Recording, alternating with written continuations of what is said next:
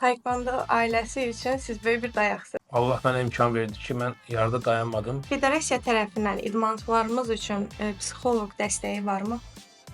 İnanc fikirlər dəyişir. Əgər taekwondo məşqçisi olmasaydınız, hansı peşəni yiyələnmək istəyərdiniz?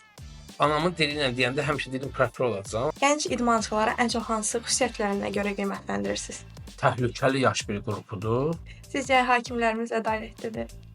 Məqsədli deyil. Məşqçinin ən çətin tərəfi nədir? İdmançıları yarışa hazırlamaq, yoxsa valideynləri sakitləşdirmək? Hansı bir keyfiyyətsiz bir müəllim məsələn özünü qəhrəman kimi təqdim edir. İdmançı olanda məşqçinizin sizə dediyi və heç vaxt unutmadığınız bir cümlə varmı? Dedi ki, Gündüz sən xətri çox istəyirəm. Mən yaxşı idmançısan, amma xahiş edirəm onu buradan apar. Oldu mu ki, siz və çox duyğulanmısınız? Təbrik elədi. Çıxanda dedim ki, Məhəmməd, mən bağışla ki, mən sənə yalan danışmışam. Dedim, müəllim nə oldu, mənim nə oldu? Dedim ki, İdmanda öyrəndiyiniz ən böyük həyat dərsi nə olubdu? pisliyə yaxşılıqla qisas almaq.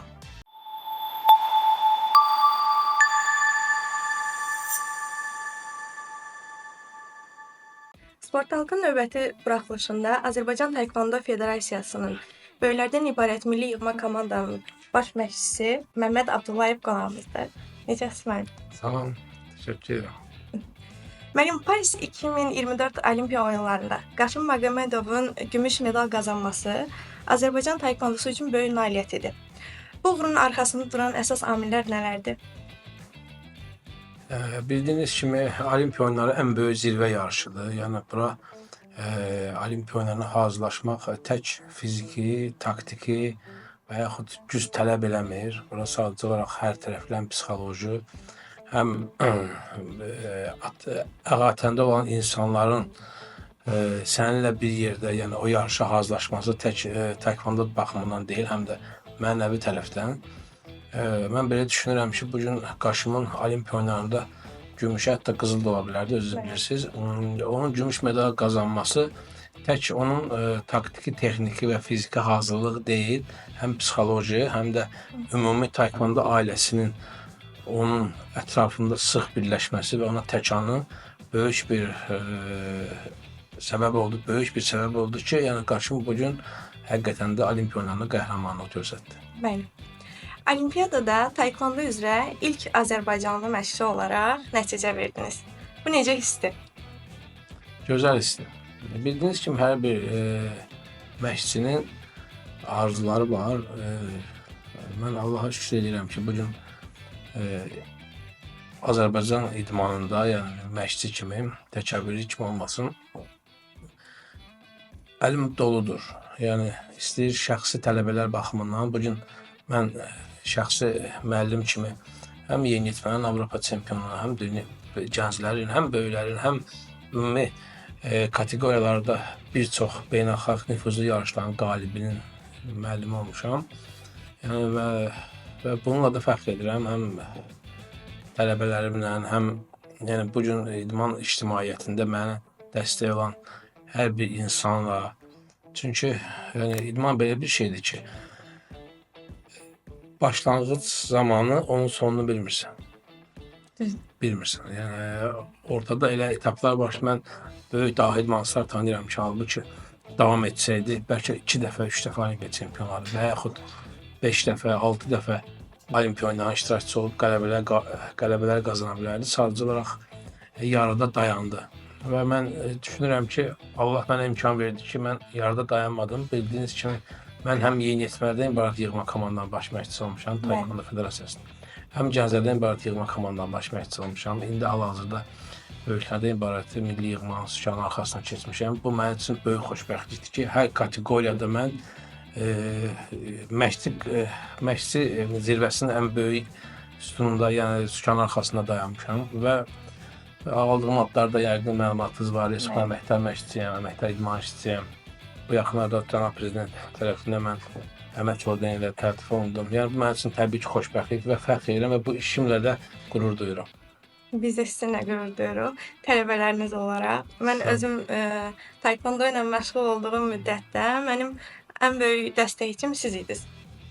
Həm idmançı olduğum müddətdə, həm hakimliyə başladığım müddətdə, yəni həmişə insanın yanında o hiss eləyir ki, biri var, dayağı var.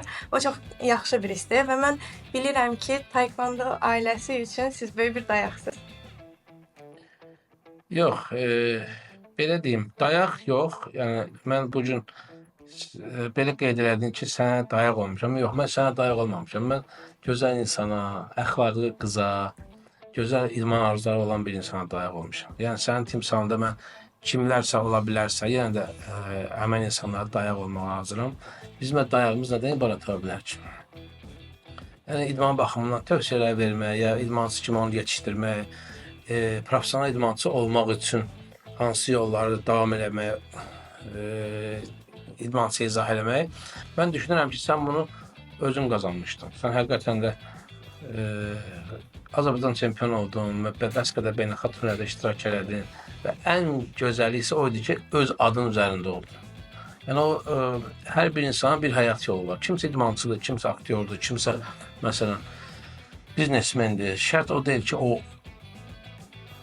o adın altında uğur qazansın. Əsas gözəl addır, təmiz addır və sən bu gün idmandan əli boş dönmürsən. Yox, valla sən bu gün 68 kilograma döyüşürdün. Milli yığmanın tərkibində. Düzü biz biraz incitmisən səki baxımından. Amma həqiqətən də arzu olunan idmançılardan olmusan. Şərt o deyil ki, sən bu gün gəlib Avropa dünya çempionu olasan.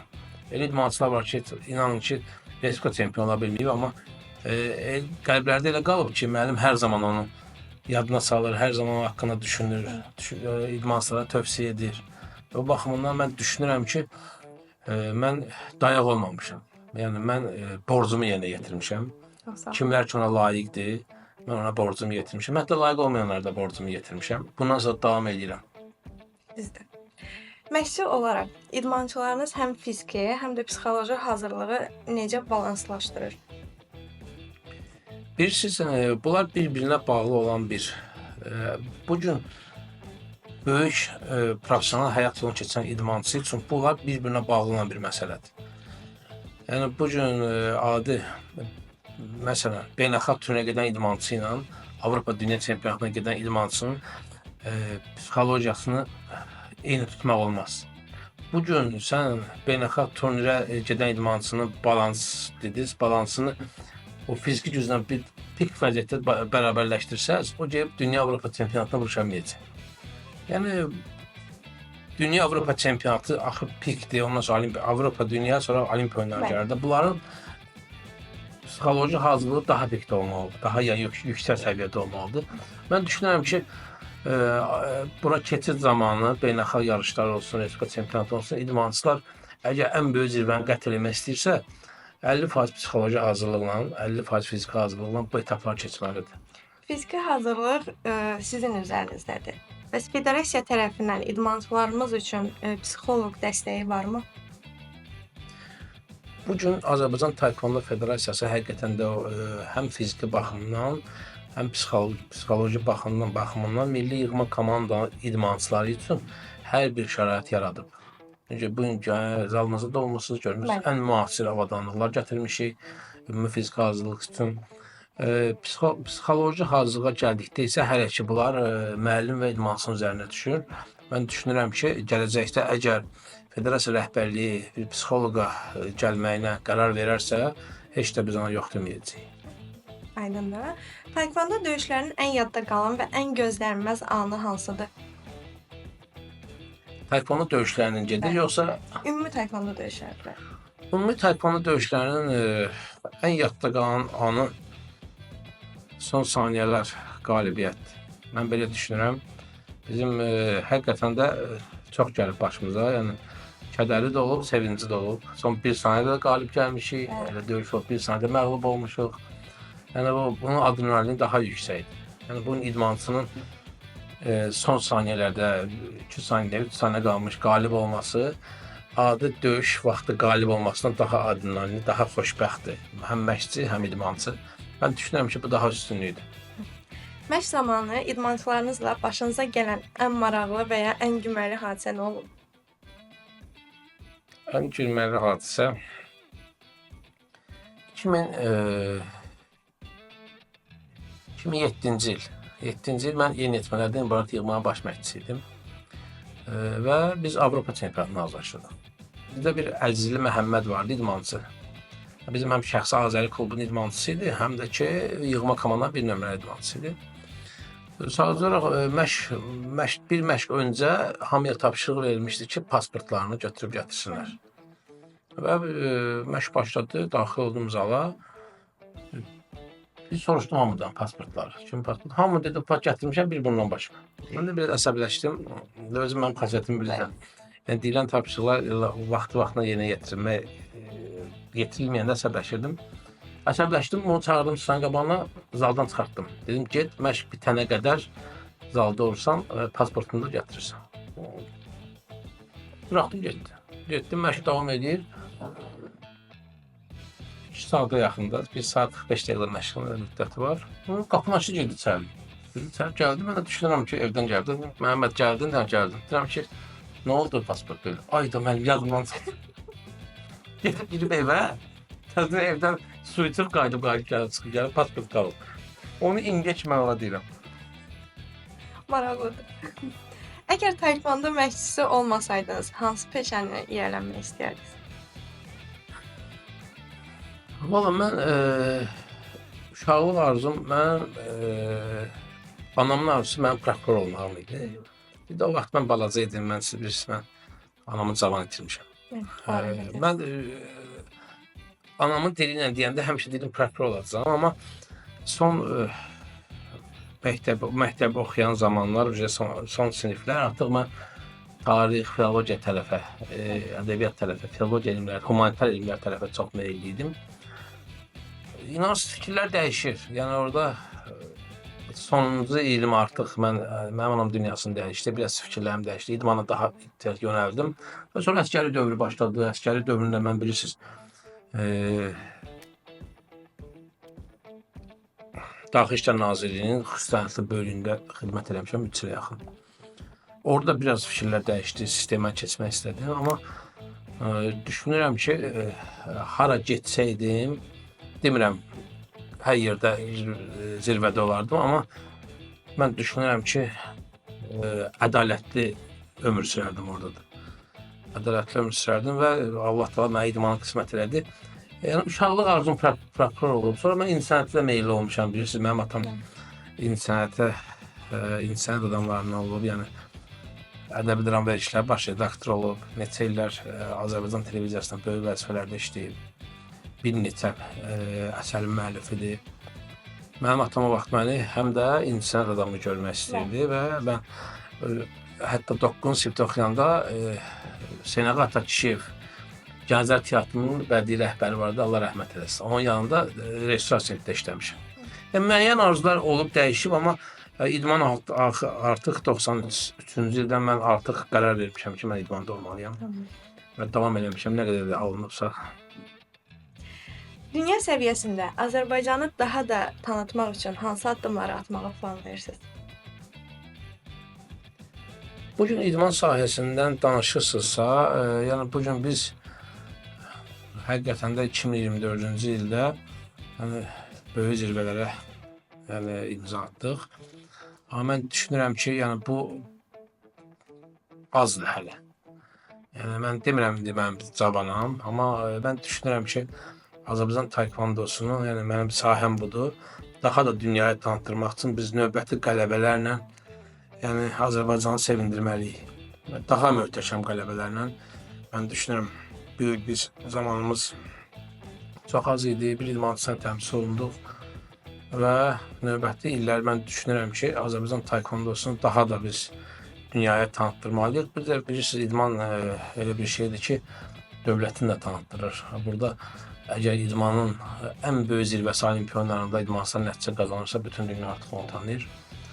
Yəni, böyük arzular var. Böyük arzular var. Müddət az, amma arzular çoxdur. İnşallah. Hamısı gerçəkləşəcək, İnşallah. inanıram. Məşqçi olaraq gənc idmançılara ən çox hansı xüsusiyyətlərinə görə qiymətləndirirsiniz? Gənc idmançılar, həqiqətən də mən gənc idmançıları sevirəm. Çünki gənc idmançılar mənim həyat yolumun hal-hazırki müddətinin milli yığmadan gedir söhbət. Böyük hissəsi gənc idmançılarla keçir. Mən doğrudan da hətta Ərdən Böyüklər Millisinin qarşısına deyirəm ki, mən sizdən çox gəncləri çox istəyirəm. Yəni onlar özləri də bilirlər. Yəni mən onlara dürüst olmaq, idman üçün ən gözəl və təhlükəli yaş bir qrupudur. Yəni gənc taekwondo 14-17 yaş. Yəni mən çalışıram o təhlükədən hər zaman uzaqlaşdırım. O motivasiya lazımdır ki, o gənc idmançılar yəni idmana daha meyilli olsunlar. Məsələn, birisi də 14-17 yaş biraz nadinc dövrlərdir gənclərin. İstər qızlar, istər oğlanlar. Yəni özün o qanunlardan keçmirsən. Bilirsən o hərdən qızlarımızı saç atmağa, lak çəkməyə heç vaxt qoymurdum. Yəni onun səbəbi var idi. Mən bir zamanlar azad dansı. Təbii ki, azaddır. Atası var, anası var, şəxsi həyatı var. Amma o zamanlar ona görə qoymurdum ki, yəni hələ zamanı deyil. Çünki idmançı bütün gənc idman tərəfindən danışmayalım. Gənc bütün arzularına çatırsa 14 yaşında 50 lak çəkir, saçını atıb məşqə girirsə, bunu 20 yaşında olan birisini eləyəcək. Elə şeylər var ki, məsələn 20 yaşında olanı eləyəcək. Onun üçün həmişə onlara dedim ki, hər şeyin zamanı var. Oğlanlar da həmçinin, oğlanlar da müəyyən etaplar vardı ki, məsələn onları qadağa qoyurdu. Amma həqiqətən də gənclər mənim üçün çox önəmlidir. Gəncləri mən çox istəyirəm. Çünki gənclər Azərbaycan idmanının gələcəyidir. Yəni yeniyetmə bir növrəsidir. Çünki bilirsiniz, yeniyetmə idmanı oyunlu idman deyirlər. Yəni iqra işi rus dilində deyim. Yeniyetmə idmanında məsəl üçün başqa da idmançılar var, gəlirlər, keçirlər, gedir. Amma gənc elə vaxtdır ki, az zamanı qalır artıq böyüyə. Artıq sən bilirsən ki, kim gələcək yaxşı idmançı. Bir gözəl idmançı var, baxsan talantlı, gözəldir, amma biraz cığaldır və yaxud başqa yerə meyillidir. Onlar çalışır ki, çıxardırlar ki, o etapı keçsinlər. Keçəndən sonra artıq reysə düşür. Bu baxımdan həqiqətən gənclər mənə çox əzizdir. İdmançılarımızın sosial media aktivliyi haqqında nə düşünürsünüz? Sosial media aktivliyi əgər ədalətlidirsə, əgər mənəvi daxili zəngindirsə və bu sosial media hər hansı bir gəncə əxlaqi cəhətdən, hər bir tərəfdən düzgün istiqamətlənirsə çox gözəl. Çünki bu gün Facebook olsun, Instagram olsun, burada mən hər dəfə idmançılara tövsiyə edirəm. Bu gözəl bir vasitədir. Sadəcə köhnə dostlarını tapırsan, məsələn, yaxın insanların ad gününü görürsən, təbrik edirsən, özün haqqında məlumat verirsən, kimisə arzulayırsan, görsən oradan tapır. Amma yalnız orada elə şeylər var ki, ondan süni cəhətdən istifadə edən, mediadan istifadə edən gəncləri və yaxud böyükləri qınayıram və bəyənmirəm. Yəni, hər şeyin öz yeri var. Bugün media onun üçündür ki, sən bugün sosial mediada ilk növbədə tərbiyə olmaq şərti ilə hər bir qanunu istifadə edə bilərsən. Ona pis baxmıram. Sosial media gənc idmançıların performansına təsir edirmi? Birisi necədir? Yəni, o gənc idmançının xarakterini alsın. Yəni, elə idmançı var ki, məsələn, onu performansına təsir etmək gücü yoxdur medianın. Elə idmançı var ki, onun zərrə bir hissəsindən qazanır. Yəni, ona kifayət edir ki, bundan gözəl səbəblər yaratsın idmançıda. Amma yenə də o dediyimiz o performans hər bir insan şəxsi daxil olan hissiyatına bağlıdır. Bir insan var ki, hər bir insandan qəlbən ayrıdır, yəni psixoloji ayrıdır. Bir insan var ki, Facebookdan başqa şey görə istifadə edir. O heç ona performansına zənginlik verə bilməz. Amma insan da var ki, mən razıyam. Yəni istəyir şəbəkələr, istəyir media, yəni onun performansına yaxşı təsir edə bilər. Məşq vaxtı sizi ən çox əsəbləşir və tez özünüzdən çıxardan cümlə hansıdır? İdmançılardan eşitdiyiniz. Yatıb qalmışam. Bilirsiniz, mən ümumiyyətlə idmançının hər bir verdiyi cavabı həmişə analiz eləmişəm özümdə. Yəni elə cavablar ola bilər ki, bu gün idmançı məşqə gecikir, mən ondan soruşuram, niyə gecikmirsən?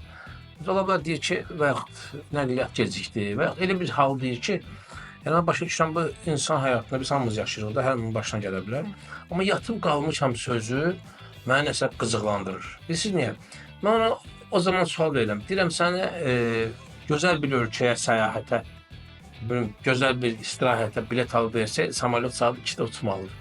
Sən yatıb qalacaqsan, mümkün deyil. Mümkün deyil. 5 dənə budinq qoyacaq dalbadal hamısı. Ki, durum gedim ora. Sən məşqə yatıb qalmısansa, deməli sən sabah ya döyüşə də çıxanda gedəcəksən. Onun üçün bu sözdən həmişə xoşum gəlmir. İdmançılar həmişə deyirəm onu. Deyirəm elə səbəb deyirəm ki, bir idmançı girir zala, hər bir komanda olur bu. İstəyir yenilmədə, istəyir gəncə, istəyir böyüdə. Gedikib soruşuram, niyə gedişirsən? Yatıb qalmışam, deyən kimi çıxarmışam bari. Biz elə səbəb deyir ki, mənim məsəlsin. Və yaxud yolda probkaya düşdü və yaxud nəsə tıxac oldu, ya nəsə oldu. Elə şeylər var ki, deyirəm ki, bu dəfə oldu, gələn dəfə tıxacı nəzərə al. Amma o yatıb qalmışam sözü deməli, mən düşünürəm ki, məsuliyyətsizlikdir. Düzdür. Sizcə qalib olmaq texniki, taktiki yoxsa xarakter məsələsidir? Üçü də bir-birinə bağlıdır bunlar. Texniki, taktiki, yəni bu bizim artıq 30 illik idman həyatımız var da. İndi onun bir müddəti idmançı kimi qanunları məşqçiliyə aiddir. Yəni daha çox hissəsi məşqçiliyə aiddir. Mən 2002-ci ildən yığma komandalarla çalışıram, amma 94-cü ildə mən məşqçilik edirəm. Yəni birisi də taekwondo cavan idmandır. O vaxt bir il məşq edirdim. Mən taekwondoya gələndə bir il yarım taekwondo Azərbaycanda yaranmışdı. Artıq məşqçilər var idi. İl yarımı taekwondo məşq olan məşqçilər idi. İndi göz-göz çətinləşib taekwondo müasirləşib. Bunlar üçü bir-birinə bağlıdır. Yəni biz o qədər idmançılar görmüşük ki, o üçündən biri çatmayandır. Gücü də olub, texnikası olub, xarakter olub, döyüş qalib gələndir. Ya xarakter olub, balanslı texnikasına imkan verir ki, qalib qazansın. Yəni bunların üçü bir-birinə mütləq bağlıdır. Biraz özümə yaxın bir sual verim. Hakimlər sizcə daha çox idmançını yoxsa məşqçini əsəbləşdirir? Mən düşünürəm ki, istər idmançı, istər məşqçi hakimə birbaşa hər bir qanuna hörmətlə yanaşmalıdır. Çünki istər idmançı, istər məşqçi hakimi hansı bir qərarını reaksiya verərsə, orada heç bir qərar dəyişmir. Təbii ki, mən düşünürəm ki, daha çox məşqçini əsəbləşdirir. Nəyə görə? Çünki orada idmançı hər bir diqqəti döyüşdə olur, o məşqçi bütün hər bir şeyi nəzarət edə bilir. Hər bir jesti görə bilir. Məsələn, məşqçi hakimlik qaydasından xəbər olan zaman, məsələn, idmançı hakimliyin hər bir jestindən, hər bir, məsələn, cərimə var ki, göstərirsən xəttdən çıxmaq üçün, amma bu başqa bir jest göstərir. Onu məşqçi görür, əsəbləşir. Daha çox, yəni məşqçinin əsəbləşmə səbəbi daha idmançıdan çoxdur. Amma mən düşünürəm ki, istər məşqçidə, istər idmançıda, mən hər zaman idmançılara deyirəm ki, hakimin istər səhv, istər düz verdiyi qərarı hörmətlə qarşılamalıdır. Çünki hörmətlə qarşılamasa qərar dəyişmir. Sizcə hakimlərimiz ədalətlidir? Bizim hakimlərimiz Bəli. çox. Mən ümumiyyətlə Azərbaycan taekwondosunun bütün hakimlərini, istər cavan, səhvsiz hakim yoxdur. Ya bu gün sonuncu illər bilirsiniz, yəni mənim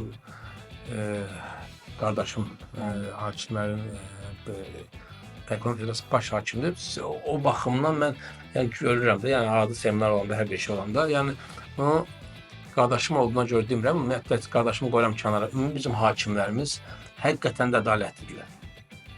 Səhv var, məqsədli deyil. Yəni müəllim var ki, istənir, deyir ki, məsələn, müəllim, Jalə xanım mənim idmançıma cəriməni vermədi. Çağırıb soruşsam, deyim, Jalə xanımdan soruşsam, Jalə xanım, sən o idmançı tanışını tanımır. Yəni, ola bilər ki, məqsədsiz hakim səhv edə bilər. Olimpiya oyunlarında böyük səhvlər olur. Bu gün Olimpiya oyunlarına baxsaz, o qədər orada səhvlər vardır ki, dünya çempionluğunda. Yəni, hakim də insandır da. Yəni, bu gün mən, amma bizim Azərbaycan hakimlərini, yenə deyirəm sizə, mən demirəm ki, Azərbaycan hakimləri hamısı səhv eləmir, hamısı yox. Amma ədalət baxımından soruşursa, mən düşünürəm ki, mən də indi oturub qıraqdan izləyirəm, mən düşünürəm ki, bizim hakimlərimiz həm gözəldirlər, həm də ədalətlidirlər. Ən sevdiyiniz məşqçi frazası hansıdır? Fraza dedikdə. Bir cümlə.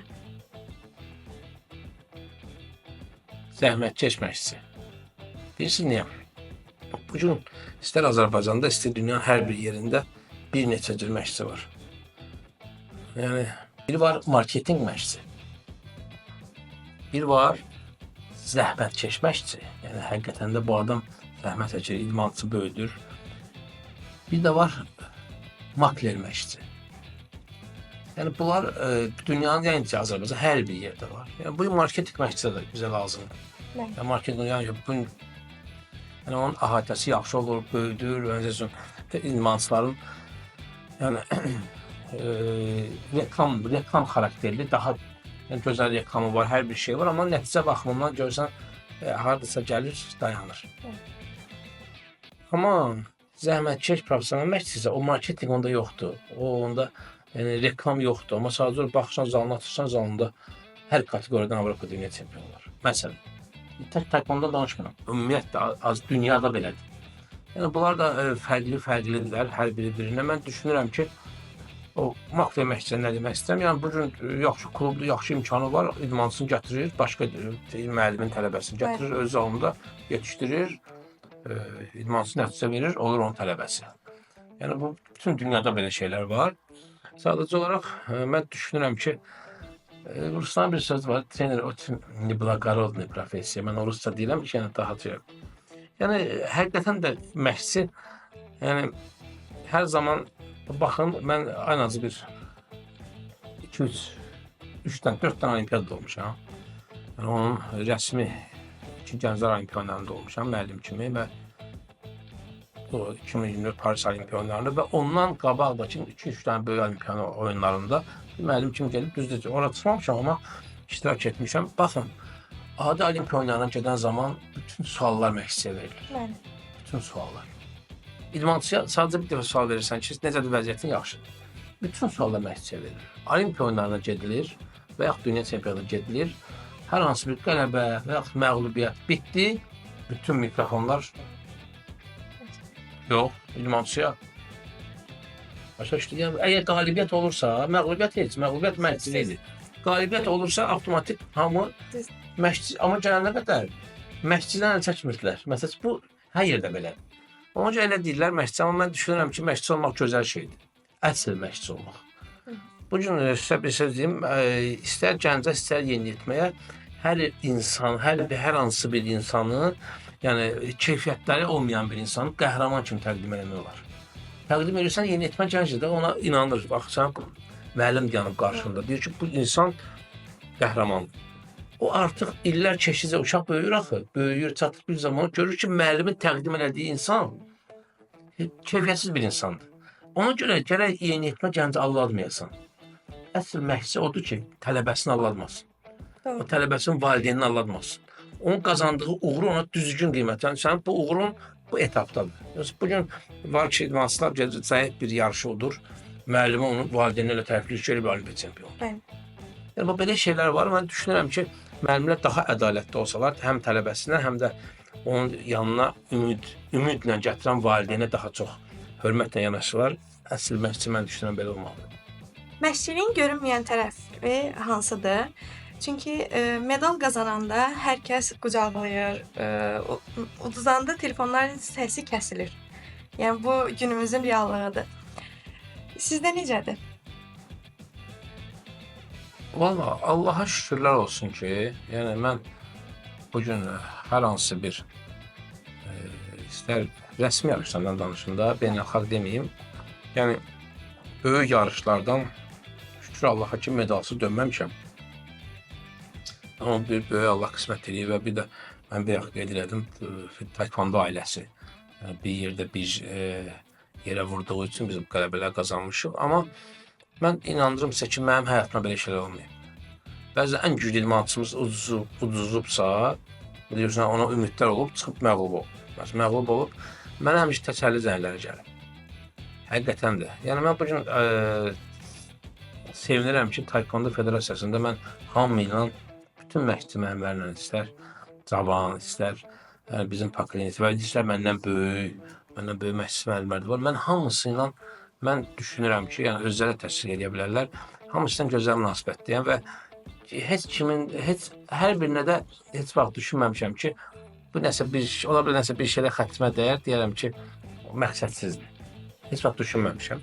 Amma inandırım ki, məndə olmayıb. Məndə lap məğlubiyyət olanda da düz olmayıb. Yəni, hər bir böyük yarışlardan mən rəhbərlik etdiyim komanda biz həmişə medalla gəlmişik. Amma olub, elə yarışlar olub ki, orada %100 bildiyimiz idmançı çıxıb birinci döyüşdən uduzub. Onda həqiqətən mənə təsəlli oldu. İstər federasiya rəhbərliyinə, istər bizim məşqçi kollektiv, hansı ki, bu gün Taekwondo Federasiyası məşqçi kimi işləyirlər. Məndə olmayıb. Ona görə o sualı yaşanan kimi cavab verə bilmirəm. Məşqçinin ən çətin tərəfi nədir? İdmançıları yarışa hazırlamaq, yoxsa valideynləri sakitləşdirmək? Məşqçinin ən gözəl tərəfi ona inam olmasıdır. Yəni bu gün məşqçiyə həm valideyn, həm idmançı inanmalıdır. İnam olmayan yerdə nə olur olsun, bir yaxşı bir qeyd etdim. Bəli. Yeniyetmə uşağa müəllim, hansı bir keyfiyyətsiz bir müəllim məsələn özünü qəhrəman kimi təqdim edir. İnandırım sizə ki, bir etap keçəndən sonra uşağın çatır 16-17 yaşı o idmançı müəllimi tərk edir. Tərk edir. Yəni o axı ona qəhrəman kimi baxır. Uşaqdan böyüdür onu. Sonra biraz keçəndən sonra həyat yolunu qayıdır dala film kimi. İzləyir, artıq həddi buluğa çatıb dünya görüşü yüksəkdir. Görür ki, bu müəllimi çox haqsızlıqlar vardı. O ki qaldı, həmən də valideyn də o ilə bağlıdır. Bu gün valideyn də idmançı da müəllimə inanmalıdır. Yəni məşqçi, əsas məşqçi yəni deyirəm sizə, Taekwondo'dan götürək, Taekwondo öyrətməyə, fiziki, nə bilim, gücünü qaldırmaq üçün deyil. Taekwondo, bu gün məşqçi yəni özünü o qədər sevdirməlidir ki, idmançıya. O qədər inandırmalıdır ki, yaxşı xüsusiyyətləri ilə. Bugün idmançı onunla belə psixolojik ölümə də getsə, bilsin ki, bu müəllim deyən olmalıdır. Yəni mən sevinirəm ki, bizdə belə müəllimlər var. İdmançı olanda məşqçinizin sizə dediyi və heç vaxt unutmadığınız bir cümlə varmı? Var. Mənim müəllimim birisi də Yaşar müəllim olub. Mənə Gündüz müəllim idmana gətirib. Evet, mən gəldim. Mən biraz çox nadir uşaq idim. Həm ki arxada dayanırdım, dalaşırdım idmançılarla. Yaşar müəllim axırda mənimlə bezdi. Çıxartdı qabağa, dedi ki, Gündüz müəllimə. Gündüz müəllim da milli yığma komandasında idmançı, yaxşı idmançılardan əsası. O vaxt yəni Taekwondo 2 il yaranmış Azərbaycanda. O vaxt biz gələndə artıq bir nömrələr var idi. Dedi ki, Gündüz sən xətri çox istəyirəm. Mən yaxşı idmançısan, amma xahiş edirəm onu buradan apar. Yəni bundan bu nə məşq eləyəndə elə cəmaatı qoyacaq məşq eləməyə. O söz, inanın mənə, o söz məni yəni prinsipə saldı və mən söz verdim və qayıtdım məşq elədim. Yəni inanırsınız mən idmana gəldi də belə topuş uşaq idim. Sonra bir ildən sonra məni heç kim tanımadı. Yəni oldum 62 kilo. Halbuki yəni demək qardaşım məni məcbur gətirmişdi. Gəl.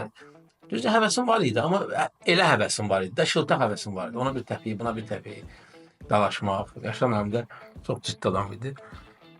İndi kimi Yaşar müəllim həmişə deyirəm ona. Yaşar müəllim bilirsiniz mənim ilk müəllimim olub. Yəni mən hər zaman nə olur olsun baxmayaraq hansısa bir vəzifədə olaram, federasiyada və olmaram. Bu vəzifə müvəqqətidir. Yəni bu gün hər bir şeyin əvvəli olsa sonunda var. Amma mən müəllimin qarşısına baş əyirəm. Düzdür, mən idmana qardaşım gətirib, qardaşım amma mənim ilk sıraya düzüb zərbə göstərən insan Yaşar müəllim olub. Hər zaman da mən onun qarşısında yəni necə deyim, bir insan kimi və ya bir şəxsiyyət kimi hər zaman onun qarşısında baş əyməyə hazıram.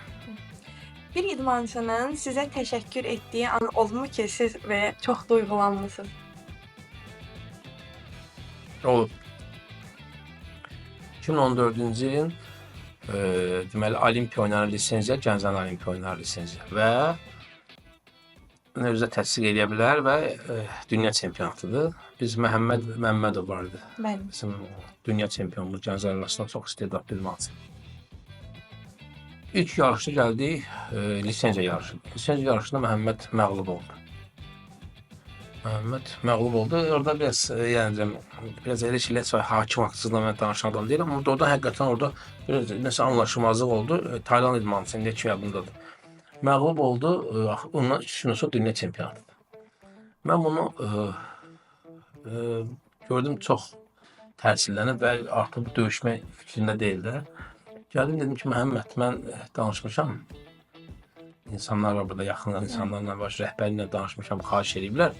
Sən dünya çempionu olsun, sən olimpiyada lisenziya verəcəksən. Xatırlayıram. Anlatdım onu. Mənim doğrudan Məhəmməd çox təmiz uşaq idi. Gəldi Məhəmməd həqiqətən də qəhrəmancasına dünya çempionu oldu. Başqa ümumiyyətlə gənclərdə kimlər çempion olurlarsa, qəhrəmandır. Mən gənc xidmət etdiyim vaxtda, yəni rəhbərlik etdiyim vaxtda Məhəmməd dünya çempionu oldu. Təbrik elədi. Çıxanda dedim ki, Məhəmməd, mən bağışla ki, mən sənə yalan danışmışam. Dedim, mənim nə oldu? Dedim ki, Olimpiya oyunlarına getdi. Pis oldu. Doğrudan təsirləndi. O elə bildi ki, dünya çempionu olsa, o elə bildi ikisini də alıb. Amma sonra gəldi, mənə qızardı, dedi ki, müəllim, çox sağ olun ki, siz mənə, yəni mən başqa cür vuruşdum. Çünki o uşaq Olimpiya oyunlarının çempion olmaq üçün məqsədi var idi. Təsadüfən uduzmaq onu sındırırdı. Gəldi, mənə qızardı, özü də təsdiq edə bilər. Dedi ki, müəllim, çox sağ olun ki, siz mənə yalan danışdınız və mən yenidən çıxdım dünyaya. Öyle inanırsınız hansı qrupdan çıxdı dünya çempion oldu. Yəni bunu bütün idman ictimaiyyəti bilir. Belə. İdmanda öyrəndiyiniz ən böyük həyat dərsi nə olubdu? İdmanda öyrəndiyim ən böyük həyat tərzi pisliyə yaxşılıqla qisas almaq. Mən düzdür, mənə belə bir yəni nə düşmənim, yəni nə yaxşı bir əks olan adam yoxdur, amma ümumiyyətlə müəyyən onlar da insanı baxırsan ki, özü bilmədən və yaxud bilərək və yaxud hansı əhatəyə düşür, sənə pislik edir. Mən heç vaxtı o pislik eləyən adamı heç vaxt qarşı getmirəm. Allah, yəni həyat yolunda baxsaz görərsiniz, heç vaxt qarşı getmirəm.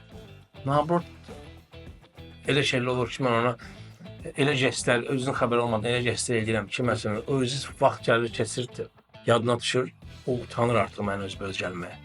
Yəni, mənə idman bunu öyrədib, həqiqətən də. Doğrudan da mən heç vaxt həyatda, yəni biz Azərbaycanlıyıq da, bir simmetriz mentalitetimiz var. Hər elə şeylər var ki, o da dərinə getməsək, mən hər üstümə gələn pisliyə və yaxud hörmətsizliyə heç vaxt ona qısas olaraq cavab vermirəm. Mən o zamana bıraxıram və zaman gəlir elə adamın mənə tərəfi olan işi düşür, mən ona bəlkə əvvəl biraz az eləyəcəksə, biraz çoxunu eləyirəm. O düşünür, görür ki, mən bir zaman bunu eləmişəm, mən düşünürəm ki, mənə idman bunu öyrətdi. Məşqçinin idmançıya qarşı emosional yanaşması sizcə düzgündürmü? Baxır nə zaman. Baxın, bugün əgər qalib olan idman, mən bugün ümumiyyətlə, özün də bilirsən, mən dəfələrlə yığmada mən söz demişəm, uduzan idmançını daha çox əzizləyirəm. Sən udan idmançı. Çünki uduzan idmançı bir zərbə uduzmağına görə alır, məyus olur. Bir zərbədə müəllim gəlib, bunu kürsünə ki, niyə uduzdun? Bugün belə pis çıxmazsa, udanda yaxşısan, uduzanda pis. Yəni, bu səbəb mənim üçün yaddır. Ümumiyyətlə, uduzan idmançı, amma baxır necə uduzan idmançı. Yəni, emosiya deyirsiniz, məndə də olur emosiyalar. Hansı idmançı ki, yəni, baxıram, məğlub ola, 70%, 60% qalib olduğu idmançıya hansısa bir səbəbdən uduzur. O idmançını bağışlamır. Hətta idmançı olub, indi adını çəkmək istəmirəm. Deyir ki, müəllim, siz mənə vətən xan edildinizə bir dəfə. Deyirəm ki, niyə?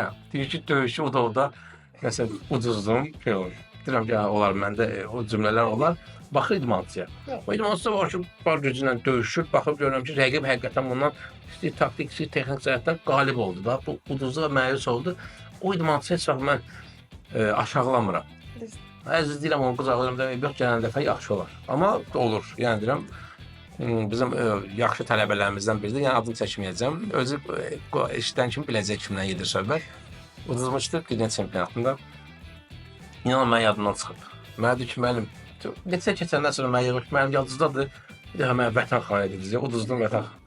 Dedim, necə uduzdun? Belə dedim, görürsən, yəni o da bizim sevimli tələbələrimizdəndir, amma istəmirəm adını çəkim, deyirəm, bəlkə adını çəkərəm, sonra narazılıq eləyər. Böyük kişidir.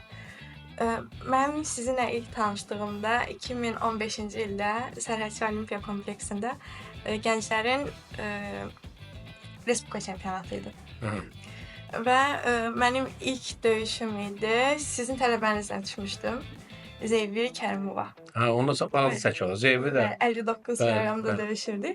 Və həmin yarışda illərdir Zeyvi həmin çəkidə bir nömrə idi. Mən gəldim, döyüşü udduğum halda uduzdum. 15-16 hesabla uduzdum. Və tatamidən yadımdadır ki, ağlaya-ağlaya çıxıram və bir dənə uşaq mənə yaxınlaşdı. Dedi, orada bir müəllim var, səni çağırır.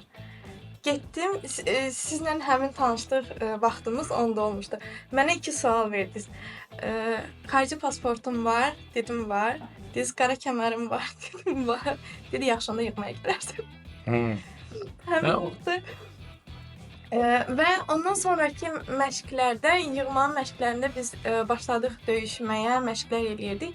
Bir gün belə hamının içində qayıtdınız, Zeyviyə dediniz ki, illərdir bir nömrəsən, amma sən Respublikada həmin döyüşü uduzmuşdun. Amma həmin Respublikada mən nəticə də verməmişdim.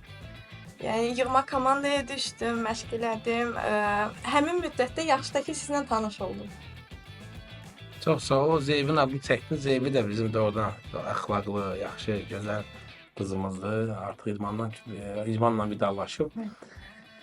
Mən indi sözü deyirsən, mən öz xarakterimi bilirəm də. Orada sən yəni ağlayıb çıxdığın məyus oldu. Ben orada baxmışam, yəqin görmüşəm. İnanırsan o döyüş mənim, sən deyirsən, düz yadındadır, amma dumanlı yadındadır. Mən görmüşəm, sən çox üzülürsən. Mən səni o üzüntülər aradan götürmək üçün o addım atmışam. Yəni mən öz xarakterimdir, sən olmasaydın, yəni başqa bir adam olsaydı. Amma sonra sən yığmaya gələn sonra peşman olmadın. Gördün də oradan da. Yəni sən çalışan qız idin da. Bu gün mən yalandan adı idmançı var ki, nə var budur. Sən o məqsədə çatmaq üçün əlindən gələn elədin. Sadəcə olaraq bir etaplar oldu ki, indi onu da xatırlayayım. Sən 68 kilogramda o 59 zamanı idi. 68 kilogram sonra Respublika çempionu oldun. Mən sənə o vaxtda müəllimimlə də danışdım, sənə dedim. Dedim ki, ay qızım, 68 kilogram dünya çempionu sənin üçün ağır olacaq. Yəni səni ora aparmaq, yəni bu gün mən bir baş məşqçi kimi adımı yaza bilərəm ora. Yəni federasiya sənə etiraz eləməyəcək. Balamızsan, ged vuruş. Amma o Avropa çempionatı olsaydı, yadındadır sənə demişdim. Sən ora mən yazardım. Dünya çempionatı biraz ağırdır. Asiya məktəbi çox hündürdür. Və çətin hansısa bir döyüşü pis məğlub olarsan, ya özündən çox hündürdən düşərsən. Sən də küstün mən getməsə mən gedəm. Amma mən bilirdim ki, illər keçəcək, sən ona görə mənə təşəkkür edəcəksən. Hətta sənə görə mənə Azərbaycanda adam qalmadı zəng eləməsi. İnan, mənim atamın köhnə dostlarına qədər. Hətta əskərlik yoldaşı sən. Əskərlik yoldaşlarıma qədər mənə zəng edilər ki, bu deyirəm ki, o bizim əziz qızımızdır. Sadəcə olaraq bu etapa apara bilmirəm də onu. Amma sonda da özüm dediyim oldu, düzdür. Amma düşünürəm ki, səhv qərar vermədim və sən də onu təsdiq elədin keçəndən sonra ki, müəllim. Yəni o Avropa çempionatı təbii ki, sana da gedəcəkdim. Dünya çempionatı mən bilirəm ki, o çəki üçün, yəni Asiya məktəbi, o bir məktəb çox hündürdür, çox çətin vardı sənin üçün. Amma xarakterin var idi də sən, o gözəl idi. Cavan məşqçilər emosiyalarına tam hakim ola bilmirlər. Bu haqda nə düşünürsünüz? Onlara nə tövsiyə edirsiniz? Mən bayaq qeyd elədim, cavan məşqçilər, biz necə, məşqçi hər zaman öyrənməlidir. Bu gün mən istər Azərbaycan taekvondosunda, istər başqa hər bir imtahan növündə olsun, cavan məşqçi o demək deyil ki, bu cavandırsa deməli bu heç nə bilmir. Mən elə cavan məşqçi sizə göstərərəm ki, vallahi 20 ilin müəllimindən çox professional hərəkət edir. Başa düşürsünüz? 20 ilin müəllimi də göstərərəm sizə ki, məsələn, bu cür cavan müəllim ondan, idmançı cavan müəllimi daha ondan çox arzulayır. Ona görə mən düşünürəm, cavan müəllimlər hər zaman öyrənməlidir. Yəni, idmançı ilə istər döşəkdə, istər kənarda, istər nizam-intizam baxımından. Bu, bəzən idmançı müəllim elə bilir ki, idmançı ondan qorxursa, deməli bu nizam-intizamdır. Xeyr. Bu gün idmançı müəllimin həyat yolunda, çünki müəllimə qəhrəman kimi baxıraq. Və həyat yolunda izləyir. Bu gün sən idmançısının yanında, idmançı özünə qışqı, idmançı səndən qorxsun, sonra özün, məsələn, müəyyən elə şeylər var ki, ona müəllimə uyğun olmayan şeylər elə, o da idmançı onu görür, bir haqq qeyd edilməz isə, yeni etmə vaxtı dərk eləmir, böyüdükcə xatırında qalır axı. Bu necə demək, o idmançının mənə dedi ki, mənə vətən xanı dedin. Başlayacaq, onun xatırında qalır o. Ona görə də mən düşünürəm ki, gənc idmançılar, gənc müəllimlərimiz daha çox nizam-intizama, daha çox idmançı üçün qoyduğu həyat yoluna nəzər yetirməlidir ki, o idmançı baxsın müəllimlə qəhrəman kimi qiymət versin və onun yolunu davam eləsin. İstər, yəni deyirəm, mən, istər məndən böyük məşqçi müəllimlərimiz var bizim federasiyada, hamımızın hörmətlə adı çəkməyim, birdən kimisə adını çəkmərəm, hörmətsizliyi olar. Və hər birinə, yəni mən bu gün də Hər birinə hörmətlə yanaşıram və özümdən cavan müəllimlərdən də nəsə öyrənməyə çalışıram. Bu heç də ayıb deyil. Yəni bu gün məşqçi olmaq, mən bu gün sən baş məşqçisənsə, hər şey bilirsən, belə bir şey yoxdur. Bu gün idmansını da öyrənə bilərsən. Mən vallahi elə şeylər var ki, mən adi cavan idmansından öyrənirəm. Görürəm bu elədiyi bu şey mənə daha xeyir verə bilər. Burada ayıb bir şey yoxdur. Doğru. Ona görə cavan idmanslara düşünürəm ki, məşqçilərə hər zaman öyrənməyə çalışsınlar. Məşqçilik öyrənməklə bitmir. Məşqçiliyin pik öyrənmək vaxtı yoxdur. Heç kim onu deyə bilməz. Çünki dünya müasirləşdikcə idman da müasirləşir. Bəli. Mənim suallarım yekunlaşdı. Gəldiyiniz üçün təşəkkür edirəm. Sağ ol qızım, çox sağ ol. Həqiqətən də həm gənc idmançılar üçün, həm məşqçilər üçün düşünürəm ki, öyrədici və yüksək keyfiyyətli bir söhbət oldu. Təbii ki, həm də sən də bizim doğrudan da Taekwondo Federasiyasına zəhmət çəkmiş, öz hədəfinə çatmaq üçün mübarizə aparmış gənclərimizdənsən. Mən də sənə uğurlar arzu edirəm. Biz ki, hər zaman səni dəstəkləyirəm və səni bilirəm bizim federasiyada həm də beynəlxalq hakimsən. Maşallah. Maşallah beynəlxalq hakimsən. Bu hakimi yolunda sənə ən böyük zirvələr arzu edirəm. Çox sağ olun mənim. Sağ ol qızım.